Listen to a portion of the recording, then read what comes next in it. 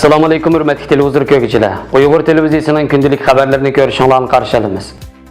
Xananda Elif Nar Mescidinin İslami belgelerinin söküp taşlanışı Tungan Müslümanlarını gazaplandırdı. Toronto'da Hong Konglularni qo'llash namoyishi o'tkazildi. Xibidagi bir maktabda qurolli hujum qilish voqeasi yuz berdi. Qozog'istonda topilgan oltin savut kiyim Anqarada ko'rgazma qilinmoqchi.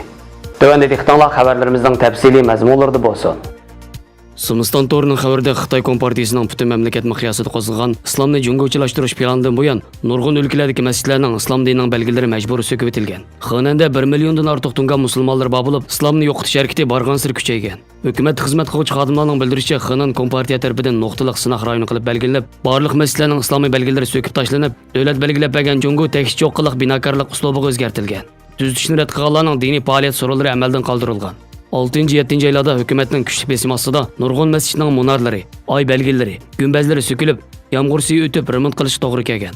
Mayli sökish yoki remont qilish haqqilari bo'lsin, yerlik hukumatning kori bo'lmagan. 70 yoshdan oshgan Tungan boy g'azablanib, Xitoy hukumatining urib chiqish harakatlarini bandit qo'xshatgan.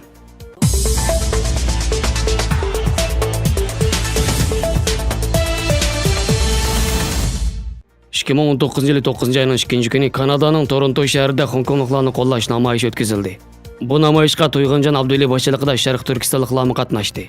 Namoyish Toronto vaqti soat 16 dan 18 kishi davomlashgan bo'lib, namoyishchilar qo'llarida Sharq Turkiston bayroqlari va har xil shiorlar yozilgan lozinkalarni ko'tarib, nihoyat dag'dug'liq va o'ngishli qilib berildi.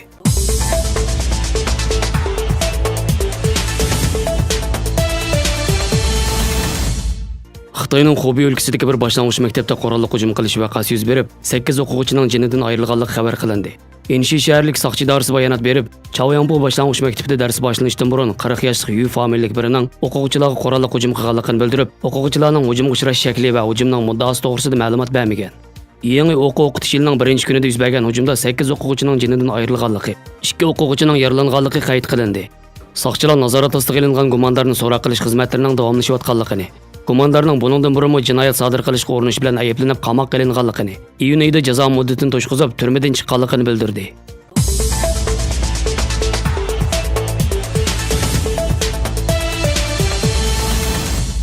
Qozog'istonda bundan 50 yil burun tepilgan va milodidan burungi 5-asrga tava bo'lgan oltin kiyimlik odam deb ataladigan oltindan yasalgan savut kiyim Anqarada 12-sentabrdan 12-oktyabrgacha ko'rgazma qilinmoqchi.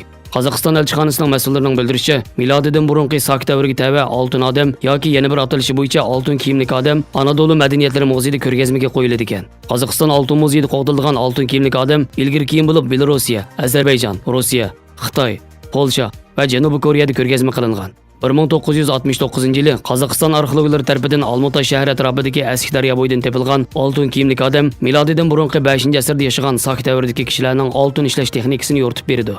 Minglarcha oltin partiyasi bilan qoplangan oltin odamning oltindan yasalgan ko'nglik, o'tik va qalpiqi bor bo'lib, qabridan topilgan oltin halqa va uzuklarning uning tava ekanligi taxmin qilinmoqda. Olimlar tarafidan Qozog'istonlik Tutankamon deb nom berilgan oltin odamning 18 yoshli sak askari ekanligi faraz qilinmoqda. Xəbərlərimizi görgününizə rəhmət. Görüşkücə aman bulunlar. Xeyr xoş. Allah qaman et.